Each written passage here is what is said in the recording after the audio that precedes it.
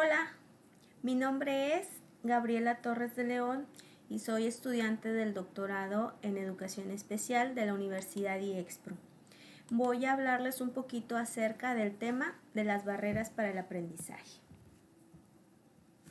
Me gustaría iniciar con este cuestionamiento. ¿La escuela mexicana podría llamarse a sí misma escuela inclusiva? Me gustaría que al final de este video me dejaran sus comentarios y podamos entrar en un diálogo para abrir este panorama y cambiar un poquito la cuestión del paradigma de la escuela inclusiva. Bien, ¿de qué hablamos cuando hablamos de escuela inclusiva? Pues se nos menciona en el texto analizado que el principio rector de este marco de acción es que las escuelas deben acoger a todos los niños independientemente de sus condiciones, ya sean físicas, intelectuales, emocionales, lingüísticas u otras. Las escuelas tienen que encontrar la manera de educar con éxito a los niños, incluidos aquellos que presentan algún tipo de discapacidad. Al respecto, por ahí Melero nos menciona que hablar de educación inclusiva es también hablar de las barreras que impiden que haya niños o niñas que no aprendan dentro de las aulas. Bien, en este sentido podemos decir que la escuela inclusiva implica que todos los niños y niñas de una misma comunidad aprendan juntos en un mismo entorno, en un mismo espacio, independientemente de sus características, como lo mencioné anteriormente. Esta sería la base para educar a personas tolerantes, que sean respetuosas y empáticas y donde se aprenda unos de otros. Bien, ¿cuáles son las barreras que menciona Melero y que se presentan para formar una escuela inclusiva? Pues las barreras políticas, las barreras culturales y las barreras didácticas. Esas serían las principales. Con respecto a las barreras políticas, pues aquí se habla de las leyes y las normativas que resultan un tanto contradictorias en ocasiones. Por un lado, tenemos que una escuela para todos es la que demanda y proclama lo que es la UNESCO desde el año de 1990.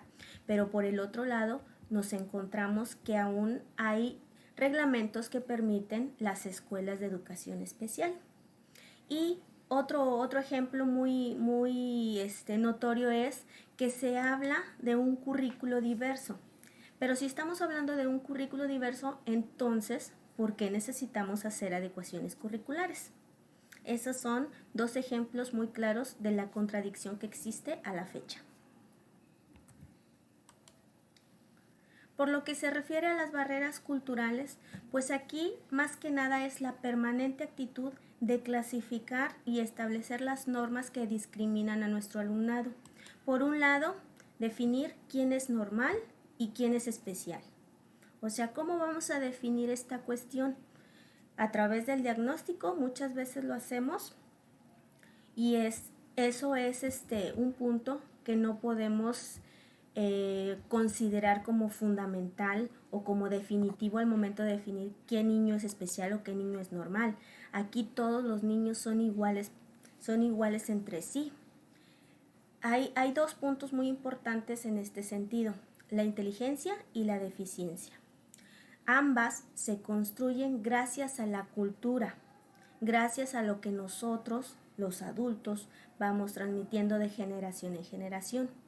Y bien también puede deberse a la ausencia de la misma o a la educación. Muchas veces esta cultura también se da en las escuelas.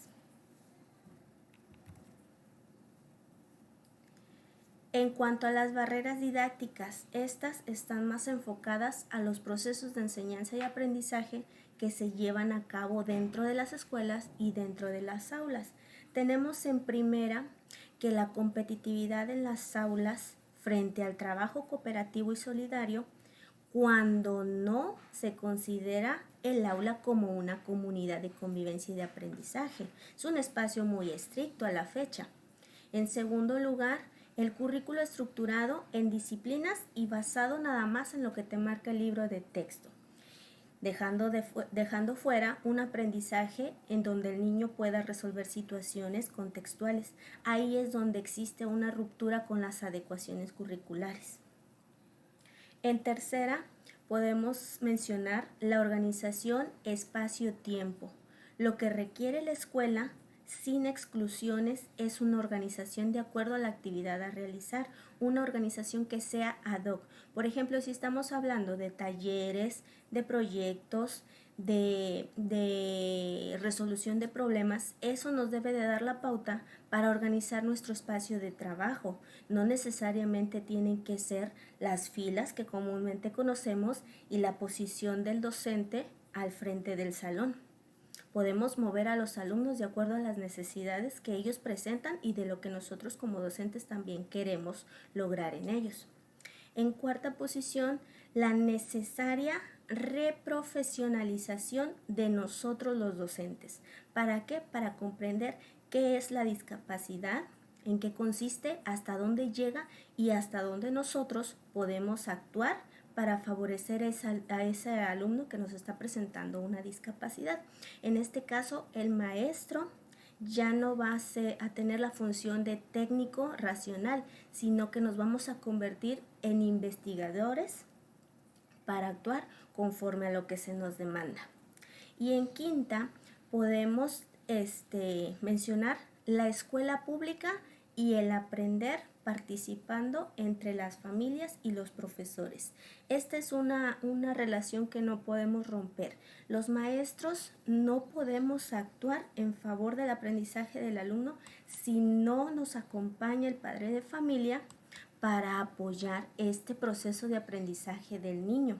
Las escuelas tienen que pasar de ser antidemocráticas a escuelas democráticas. ¿Qué estrategias podemos utilizar o manejar para la construcción de una escuela que no excluya?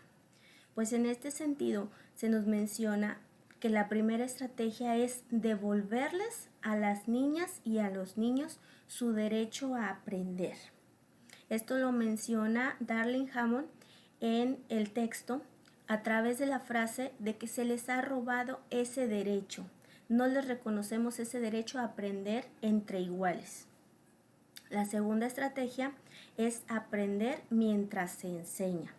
El docente debe enseñar a construir el conocimiento que aún no existe, y en ese proceso el maestro también aprende mientras enseña. Recordemos una frase muy común, que todos los maestros aprendemos algo nuevo cada día. En este sentido, el docente debe saber trabajar en las aulas heterogéneas, tiene que aprender otros sistemas de enseñanza, ser creativo, original y exigente.